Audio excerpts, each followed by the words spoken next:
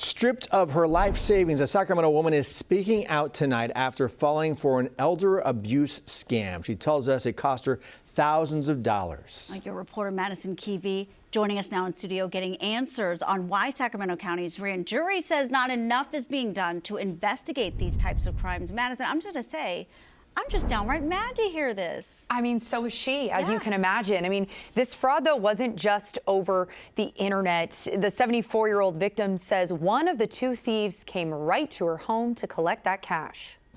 Renee Thomas is paying a steep price for trusting a stranger. I feel stupid. I'm very, very angry. Now she's lost more than $28,000 in a scam. That money was my full nest egg. That was my life savings. Renee says the scammer sounded convincing and trustworthy when he reached out to her through email and WhatsApp private messages, saying he worked for PayPal and that she was a victim of fraud. She says he used scare tactics to convince her to go to 2 different banks and withdraw cash. He terrified me.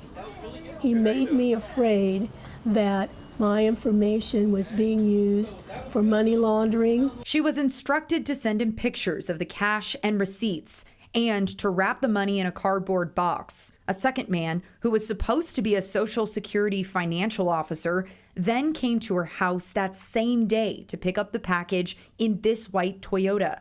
They used her favorite color, purple, as a password. He gave the password and I handed in the box.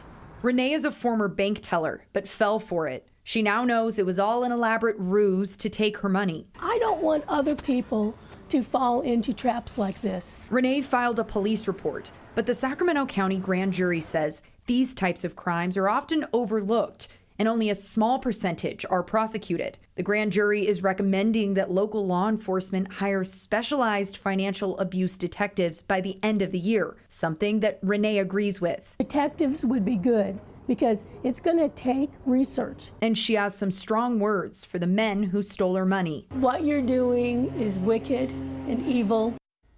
Wicked and evil, those are strong words. Now, so far, the city of Sacramento has not responded to the grand jury recommendations, but the sheriff's department says they used to have 12 detectives assigned to elder abuse crimes.